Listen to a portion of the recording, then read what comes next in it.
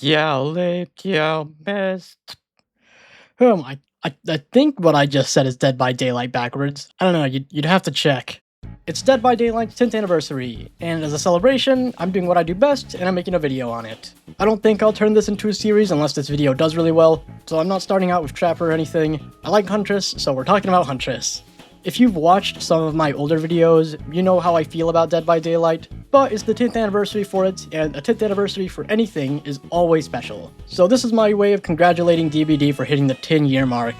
Here's a disclaimer, this video is not a ranking, I'm just going to be explaining these skins, and I'll try to stay unopinionated. However, if an opinion does come out and I say, this skin sucks, do know that it's just an opinion, and your opinion is way more valuable than mine. I'm going to explain the outfits first, then I'll run through the cosmetics that aren't tied to anything at the end. Also, I usually start these videos explaining what the killer's ability is. However, Huntress really just throws axes and hums. That's pretty much it. So I'm not going to talk about it at all when covering the default skin, which I do cover. Also, because it's Dead by Daylight, I didn't want to lose all my money buying every skin for this game, so I don't have a lot of these skins, meaning most of the gameplay in the background will be recorded by someone else. I'll put the channel who recorded the gameplay down right in this little corner, so go check them out if you think the gameplay is cool. I'm really glad someone could record the gameplay here so I don't have to as much. Anyways, if you like this video, then subscribe if you think I deserve it, and if you have any corrections, critiques, or fun facts, let me know down in the comments section below. And if you don't know who I am, I'm a taco with sunglasses.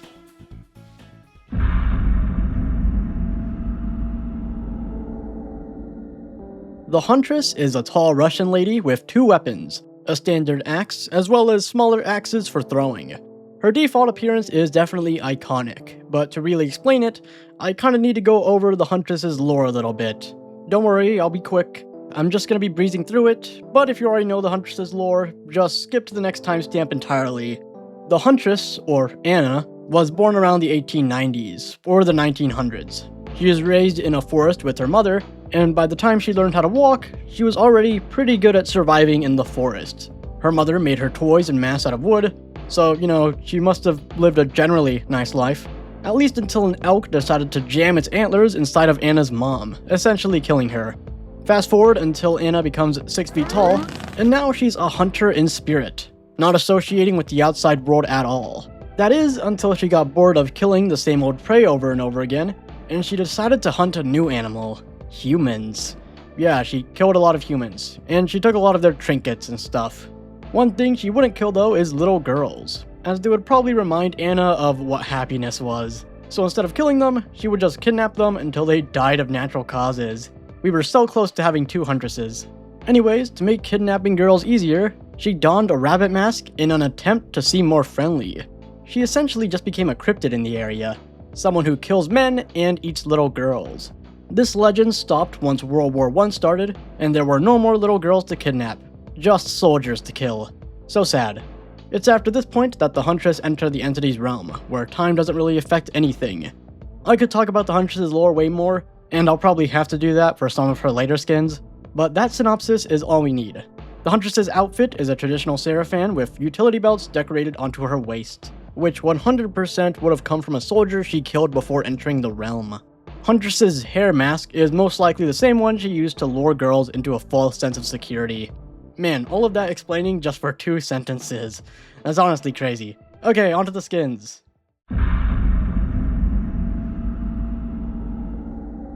If you prestige a character 6 times, you'll get their bloody cosmetics. And they look exactly how you think they would look. Same character, but covered in blood. There is one interesting thing about these cosmetics though, and that's how the descriptions for the cosmetics change just ever so slightly. For example, the description for Huntress's default weapon is a traditional axe with a large and heavy head, suitable for squaring logs and planks. Whereas the description for the bloody cosmetic is a traditional axe with a large and heavy head, suitable for smashing skulls and cutting limbs. With that, you could probably come to the conclusion that this outfit would be how the Huntress would look after killing 7 billion soldiers or something.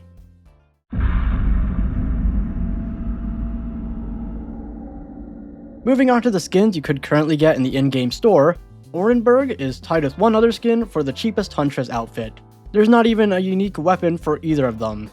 The only difference between Orenburg and the default Huntress is that her Sarafan is colored red, and her mask has a different symbol on it. Given the collection name and the description for the mask, I'm guessing this outfit would be what Huntress would wear when seasons change, I guess.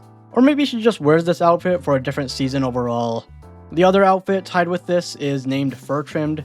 It's exactly like Orenburg, but again, different color, texture, and a different symbol on the mask. I'm sure someone can think of a crazy explanation of why Huntress wears this specific symbol for this skin, but I'm not gonna do that. Would be funny though. One kind of interesting thing about this skin is the name. Apparently Orenburg is an actual city in Russia. Maybe Huntress lived there for a bit. I don't know, this is very useless trivia. On to the actually cool skins.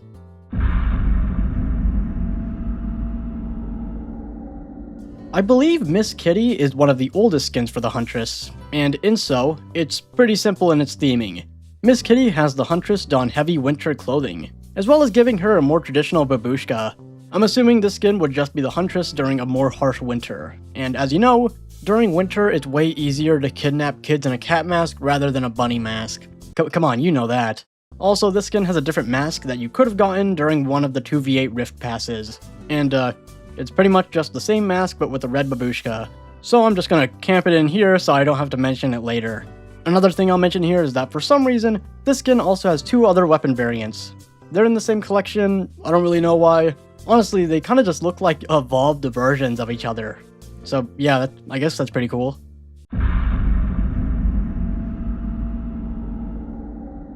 Night Owl comes from Rift 14. Despite it coming from a Rift Pass, you could now get it in the in-game shop with Eerie Shards. I'm thankful for that, as this outfit gives Huntress the most visible face out of every other skin. The Rift it came from seemed to be fairy tale themed, and so is this Huntress skin. You got the classic dress as well as a classic knight's helm, therefore combining both the princess and knight trope. The lore is she just found this outfit on a dead body somewhere in the realms. I'm guessing that corpse came from fairy tale times.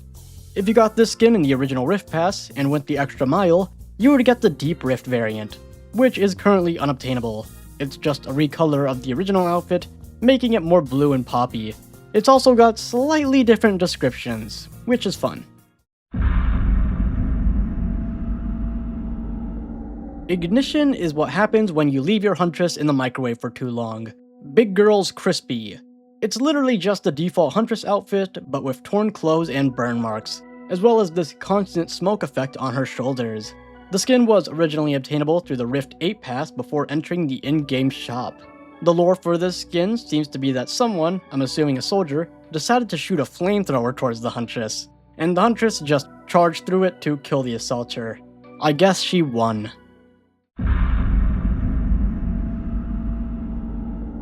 Dark Hunter was released for the Blood and Bones collection, which was a set of skins made for the first 2v8 modifier. It kinda makes her look like a chess piece. In the nature of 2v8, the description is a story of how she met another killer in the fog. Guess she's not alone anymore. Same goes with any killer that was available for the 2v8 game mode.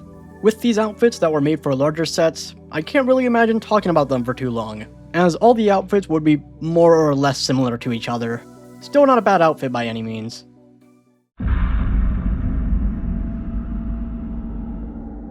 Now we're getting into the very rare skins, which is probably going to be the bulk of this video. These skins cost almost double the amount of the rare skins, and they're meant to look a little more interesting. That makes sense, as there's quite a bit to talk about when it comes to this outfit. First and foremost, the title Mother Bear represents both an actual mother bear and a term that describes fierce and protective mothers.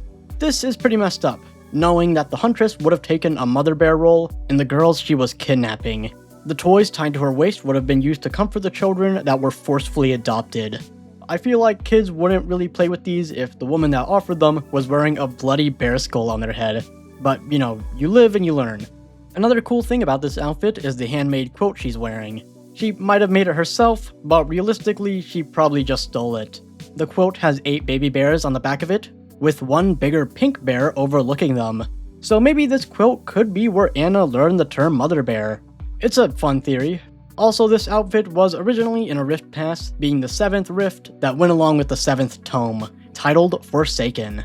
It was originally called Apex Ursine, and is pretty much just the exact same skin I showed you, but colored red and with a differently textured quilt. For some reason, you could get the shirt from this outfit by logging in on a certain day. Pretty wacky. Not as wacky as the fact that this outfit has 4 different axes for it.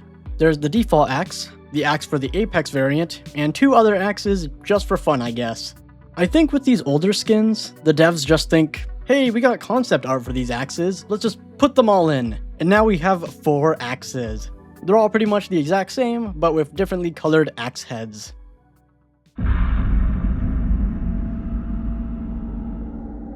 Cole the Wasteland Survivor gives the Huntress an older, more tribal look, covering her in various leathers and replacing her mask with the skull of a ram. I'm not an expert on history, so this might be referencing a specific tribe, or a specific moment in history. The collection is called Lost Tribe. Maybe it's based around the last ice age 10,000 years ago.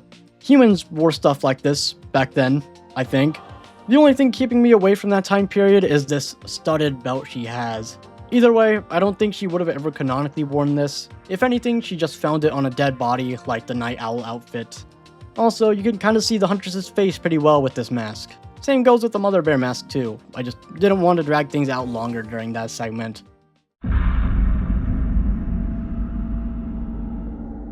Bird of Prey Sugata gives the Huntress a more traditional robe that kind of looks like it originates from South Asia. Not too much to say about this outfit. They have a big bow on their back, and they're wearing an owl mask. This outfit was also originally in the Rift 18 pass, which was the one with Alan Wake. You can't get the one that was in the Rift pass anymore, but it was just Bird of Prey, but textured and colored differently. Its description is also changed in the Rift Pass version, which recounts a time where she saw some soldiers sitting by a campfire, and she decided to just completely Kratos one of them. There's also a different blue version of the torso part of the outfit that was released for a 2v8 Rift. It even has an axe to match with it. Also, it was matched with the Miss Kitty mask cosmetic, for some reason. I like the one that was in the Rift Pass version more, Nocturnal Fowl, just because of the description. But what's funny about both of the variants is that the masks are very similar. I had to swap in between them multiple times before realizing the only difference is that the Nocturnal Fowl mask is just slightly darker on the back.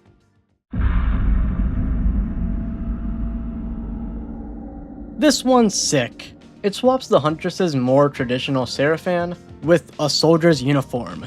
It was unlockable through the 3rd Rift Pass titled Escalation, and we can actually confirm this outfit for her is 100% canon, as it can be seen in the 3rd tome for the rift she came from. The tome entry takes place after the war started, but before Huntress got sent into the fog, and it confirms that the Huntress was actually hunting the soldiers she came in contact with before getting yoinked. The story just goes that Anna was watching some soldiers from afar as they did soldier things, until the Huntress saw that one of them had an interesting doll thing. A doll she was certain that her current kidnapped kid would just love. So she pretty much wiped out the entire squad of soldiers just so she could get it. The outfit she used while killing all the soldiers is this same one. It's literally just spoils from war. Her axe has a dog tag from a dead soldier wrapped around it, and her uniform is stolen from a World War I Cossack soldier she killed. I see stolen valor. Someone really needs to get this girl arrested. As for the horse mask, I don't really know. Maybe she just made it herself.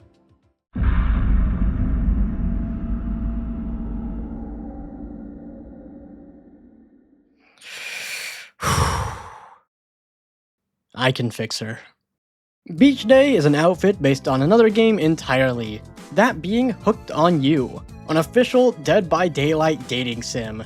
I really just need to talk about this game for a bit. It was released in 2022 and has you date one of 4 killers from DBD. Specifically, hotter versions of Trapper, Wraith, Spirit, and of course, the Huntress. It's meant to be a satire game, and it's incredibly meta. On the 2nd day of this game, Dwight and Claudette just told me to give the game a positive review. Honestly, this game's kinda fire. If it's on sale, you should totally give it a try. Unless you have the Sims Chased by Death trait, because this game does not autosave. I was getting footage for this video and was doing a full Huntress route, then her mom came back from the dead to cock-block me, and she killed me. And I got sent back to the beginning of the game. Yeah, I'm not playing any more of this. Her outfit in Dead by Daylight just gives her the appearance she has in Hooked on You. There's a few other outfits in this game that are also taken from Hooked on You, but unfortunately there's no Wraith outfit. This sucks because he's just the best character to date in that game. It's not even a contest.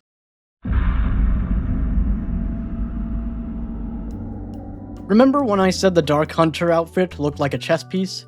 Well, this one is literally based on one. The Red Queen outfit is Dead by Daylight's take on the Red Queen from Alice in Wonderland. If you don't know what Alice in Wonderland is, don't worry, I also don't know anything about it. One time my teacher tasked me to read the book and write a paper on it, but I just shut it out all week and then guessed. Somehow I got a 90.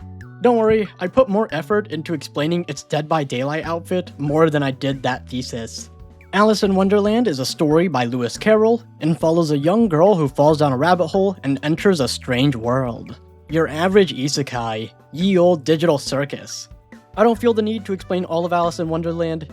It's extremely popular, even back when it came out in the 1800s. Lewis even made a sequel titled Through the Looking Glass, and that sequel is where the Red Queen comes from. She's an antagonist and she's based off a chess piece. Can you guess which one? Anyways, thanks to Alice in Wonderland being such an old piece of media, all of its intellectual properties sit in the public domain, meaning anyone could use their characters for anything, without the worry of being sued. Dead by Daylight took advantage of this, and now we have a whole collection of Alice in Wonderland cosmetics. The Huntress's Red Queen set looks extremely royal, and is maybe filled with references to the original source material. Here's all the descriptions. If there's any funny Through the Looking Glass references, please tell me.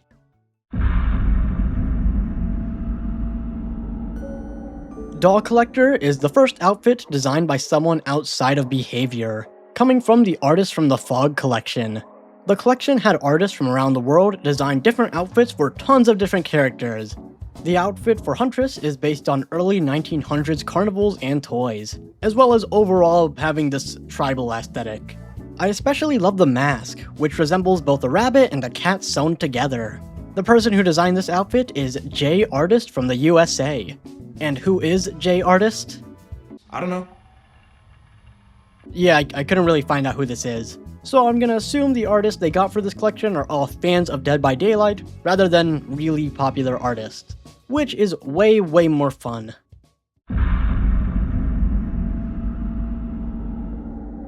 Brave Beast was released for DBD's 2019 Lunar New Year event. It's still purchasable in the shop with eerie shards. The outfit gives Huntress a traditional Chinese dress, as well as having her wear the head of a boar. That's because the 2019 Lunar New Year had the pig as the year's zodiac. So I guess Anna celebrated by killing one, and wearing it. Also, this outfit has unique menu music, just so it can fit with the theming more.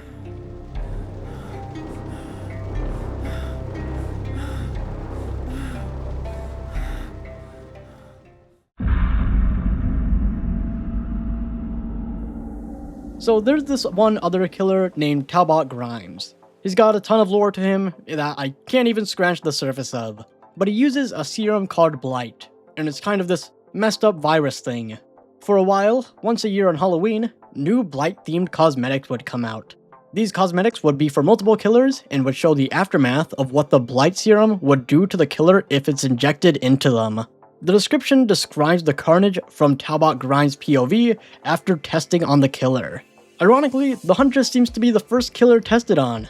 A syringe of Blight was jammed into her back and spread across her entire body. I guess the Blight saw the rabbit mask and thought, maybe the thing we're infecting is a rabbit, and it decided to just turn her into one. White fur sprouting all over her body, and her mask even changed to look more feral. All of these skins are awesome. You can even see her eyes bulging out from the holes in her mask. Oh yeah, I forgot to mention this outfit has special sound effects. You can hear it in the lobby when you have this outfit equipped, and it just adds this gloopy sound effect that the Blight is making. This is the first outfit we've mentioned that does this, and I completely forgot about it.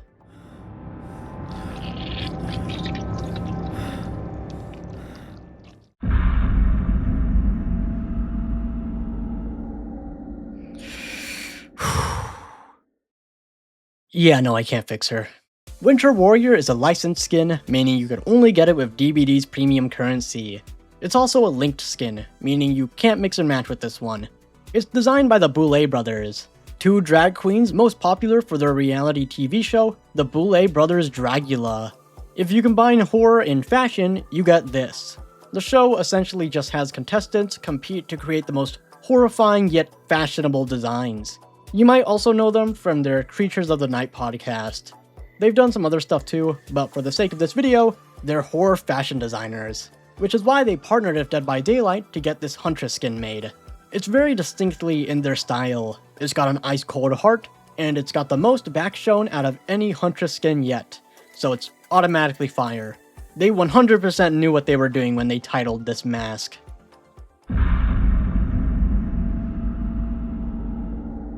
Lethal Eclipse is based on moths. It came from the Chrysalis collection, which was pretty much just all butterfly and moth themed. I do think this one is pretty cool. Some moths use their wings to scare off predators, so maybe the Huntress saw that and decided to use the same moth patterns to distract her prey. It's a fun idea, but it's just as likely that the moths just made this outfit for the Huntress. I mean, she seems to be covered in silk, and also the moths are still there. The description tells a story of how a soldier saw a bunch of moths surrounding a corpse. However, when he got close, he saw a pair of eyes focus in on him, and then he got an axe to the face. It must have been a ton of moths, cause no way he saw this and just thought, man, that's a really big moth.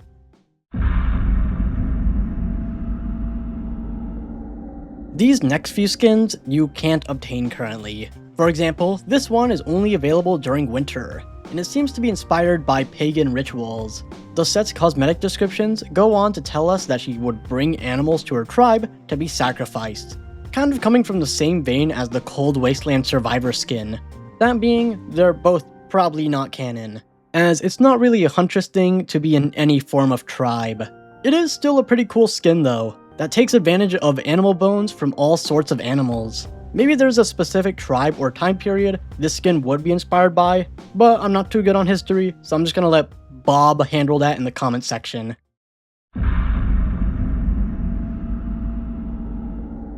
Curious Kill is another outfit only available during winter, and it's significantly more Christmas themed than the last one. The red and green scarf combined with the bells makes it incredibly jolly. The horse skull she's wearing, not so much. The descriptions for this outfit tell a story of how the Huntress saw a dead warhorse, went to investigate it, and got attacked by wolves. She of course killed the pack of wolves all alone, cause, you know, she's her.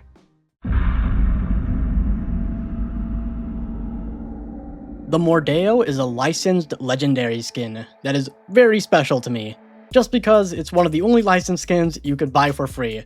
It originates from Crypt TV's Mordeo series, Crypt TV being a popular YouTube channel that uploads high-effort short horror films. You might know them from this thing. We're not talking about them though.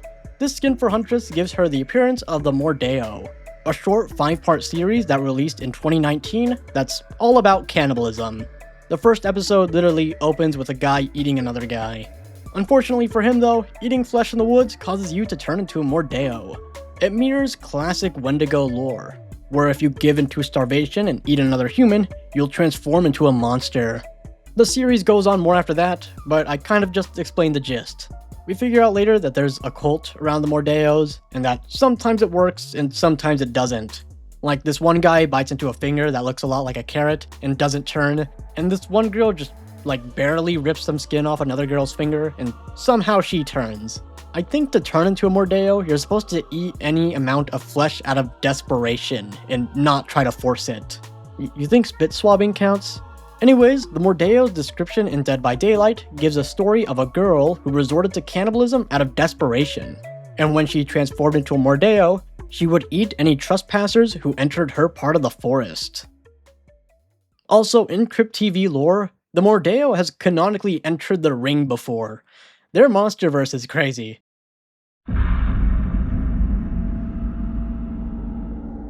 This outfit may or may not be canon.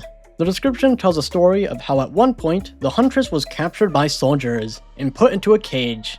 However, thanks to a soldier stepping too close to her, she killed most of the soldiers and escaped. Hence the outfit name, Break the Cage. I'm guessing the soldiers would have put her in this outfit? If so, then those soldiers were definitely ahead of their time creating such a metal outfit. There's a second deep riff variant for this outfit that you can't get anymore, and it kinda just makes her more red. Also, this skin has special visual effects. I think that's just the glow pattern on her chains. I don't know, I don't really notice anything when playing as either of these skins in-game.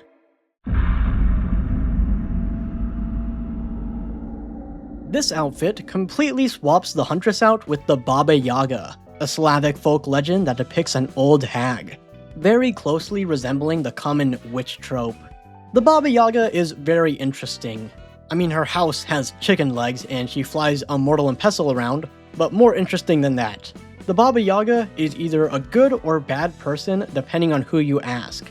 Sometimes they're written as an evil old lady who eats children, and other times she's a grandmother to everyone. You can pick which side you prefer. Dead by Daylight prefers both though. Sure, she looks very old, but the split mask and differently colored clothes both represent the villainous and virtuous side of her stories. She's completely two-facing it. This is the first legendary skin we've talked about, and because of that, pretty much everything is unique about it. New model, new animations, new VFX, new lobby music, even her humming is different.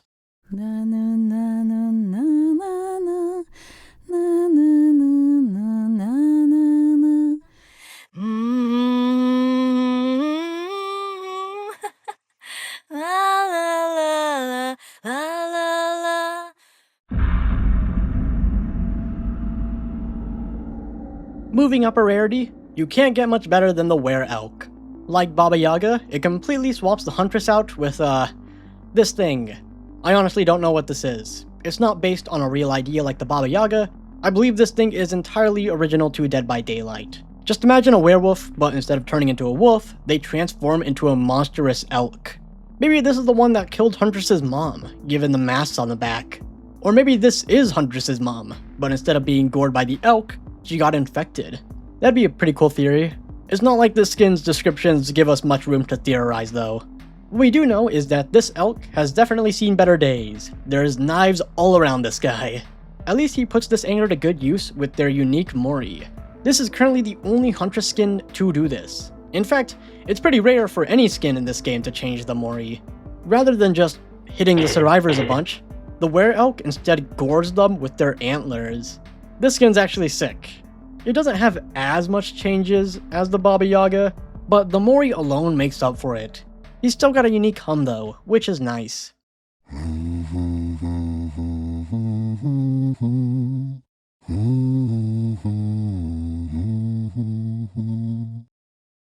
Okay, we finished talking about every outfit.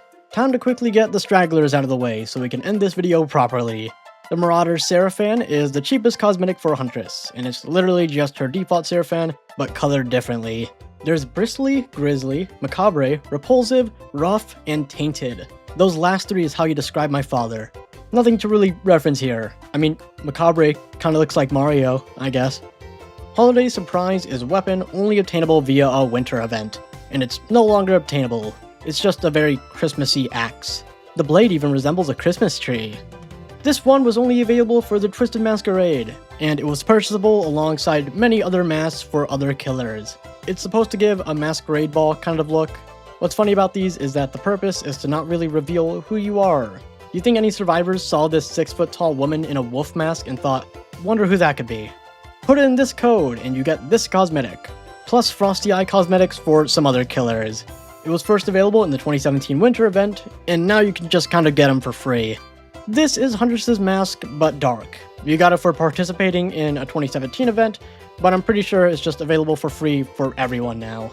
Hound is another one you get for an event, but you get it for free now, I believe. It was released for 2018's Lunar New Year event, which the lunar animal just so happened to be a dog. If you have the game Meet Your Maker, then you could get this axe for free. Meet Your Maker being a game that's made by Behavior, the same studio who made Dead by Daylight. You know the mobile game King of Thieves? Imagine that, but in 3D. Ouch, this one kind of aged badly. At least they didn't have a mini lad cosmetic. Ohmwrecker is a YouTuber who was a part of the Vanoss crew, and he also played Dead by Daylight a ton. So much so that DVD added this cosmetic with the Charity Case DLC, which essentially added a bunch of YouTuber-themed cosmetics. Since then, Ohmwrecker falsely accused some people of some bad things and got soft cancelled. Now you can't search up his name without getting controversies. He still plays Dead by Daylight though, however with AI-generated thumbnails. This was released for DBD's 4th anniversary, and it puts a crown, or whatever this floating halo thing is, over the character's head. There's multiple of these things, and the Huntress just so happens to have one as well.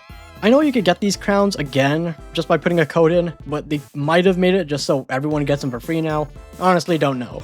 And I do mean crowns, by the way, as there are 2 of these. One for the 4th anniversary, and one for the 5th. Pretty cool.